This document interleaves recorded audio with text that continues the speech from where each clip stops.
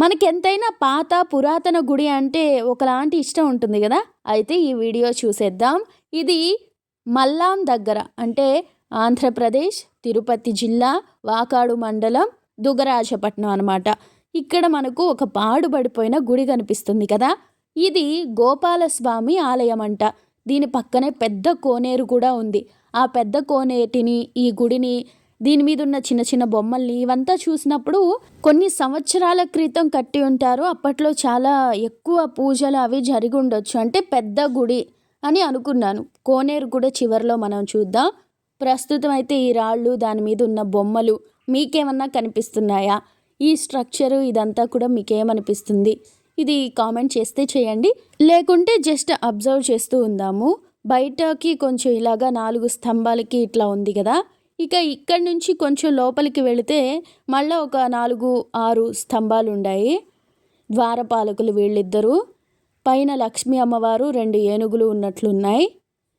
ఇక వీళ్ళిద్దరిని దాటుకొని లోపలికి నేను వెళ్ళాలనుకోవట్లేదు. ఎందుకనంటే ఏ పాములో తేళ్ళో ఉంటే ఎందుకు వచ్చిన గొడవ, అందుకని. అయితే ఇక్కడ గమనిస్తే మనకు లోపల కూడా 4 స్తంభాలతో మరొక మండపం ఉంది కదా! ఆ దాని వెనక కూడా ఇంకో రూమ్ ఉన్నట్టుంది. ఆ తర్వాత మళ్ళా బయటికి దారి ఉన్నట్టు కనిపిస్తుంది. కానీ నేను ఏమనుకున్నా, అది బయటకున్న దారే, ఇంకా ఇదే గుడి అనుకున్నాను.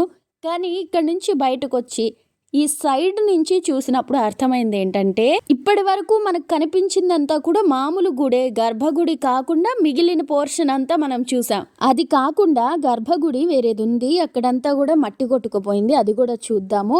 అయితే ఈ సైడ్ ఈ గోడనంతా చూసినప్పుడు నాకేమనిపించిందో తెలుసా? గుడి మల్లంలో ఉన్న పరశురామేశ్వర స్వామి గుడి ఉందే, అలానే అనిపించింది. ఈ గోడ హైట్ అయినా, పైన అయినా ఇదంతాను. అయితే దానికి అంటే గజపుష్ట భాగం అని చెప్పేసి వెనకాల ఏనుగు వెనక ఎలా ఉంటుందో అలాగా పైన చిన్న గోపురం ఉంటుంది. చూసారా? ఇదే నేను చెప్పింది ఇందాక.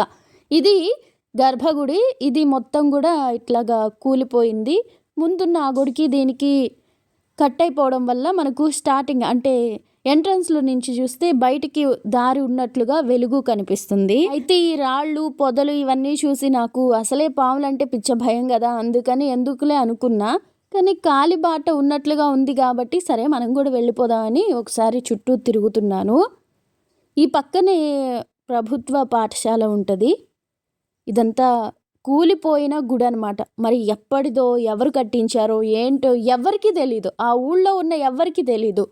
ఈ ఊళ్ళో ముసలి వాళ్ళుగా ఉంటారు కదా, వాళ్ళు చిన్నగా ఉన్నప్పటి నుంచి ఈ గుడి కూలిపోయి పాడుబడిపోయి ఇలా ఉందంట. ఇక రాను రాను అది ఇంకా మరీ దారుణంగా తయారయ్యింది.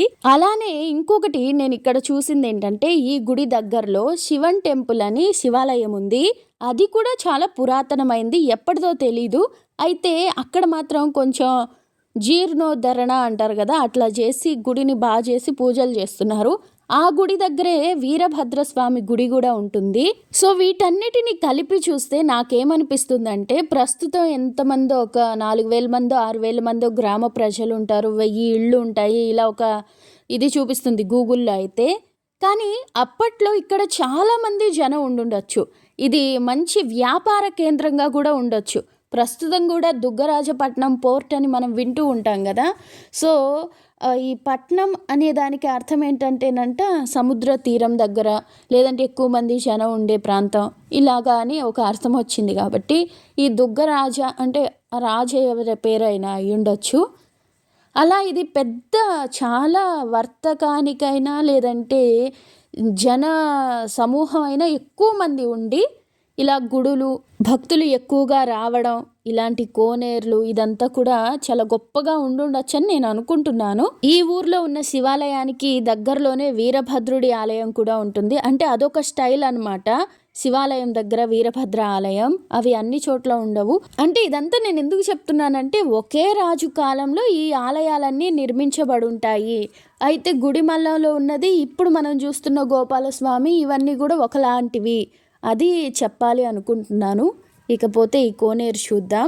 అయితే నేను గమనించిన విషయాలు ఏంటంటే, దుగ్గరాజపట్నంలో ఉన్న శివాలయం లాంటిదే అంతే కొలతలతో వాల్మేడ్ అనే దగ్గర, ఈ దగ్గరలోనే ఉన్న మరో గ్రామంలో ఒక గుడి ఉంది. ఇంకా పంట్రంగం అనే దగ్గర కూడా శివాలయం ఇలానే ఉంటుంది. అంటే ఇంతకు ముందు చెప్పిన శివాలయం లాగా. ఇప్పుడు చూస్తున్న ఈ గోపాలస్వామి ఆలయం అయితే గుడిమల్లంలో ఉన్న పరశురామేశ్వర స్వామి ఆలయం లాగా కనిపిస్తుంది. ఇలా గ్యాప్ ఇచ్చి ఎందుకు చెప్పానంటే అది నా అభిప్రాయము అన్నందుకు. అయితే ఇది ఏంటి, వీటి గురించి మనం ఏమన్నా తెలుసుకోవాలంటే రెండే దారులు. ఒకటి, శిలాశాసనాలు ఏవో నాటుతారు కదా ఇక్కడక్కడ, అవి ఏమైనా మట్టిలో కూరుకుపోయి ఉంటే అవి బయటపడితే దాని మీద ఉన్న సమాచారం బట్టి మనకు తెలుస్తుంది. రెండవది ఏంటంటే ఈ ప్రాంతంలో ఉన్న కవులు, రచయితలు వాళ్ళు ఎవరైనా రాసుంటారు కదా పుస్తకాలు, అప్పటి రాజుని పొగుడుతూ ఆయన చేసిన పనులు ఇలాంటివి ఏవైనా, వాటిలో మనకు వీటి సమాచారం దొరికే అవకాశం ఉంటుంది. ఇవి రెండు కాకుండా ఇంకేదైనా మార్గం ఉందా? ఉంటే ఏంటో చెప్పండి. అలానే ఈ పిల్లర్ మీద ఉన్న బొమ్మ ఏంటో మీకు కనిపించిందా, అర్థమైందా?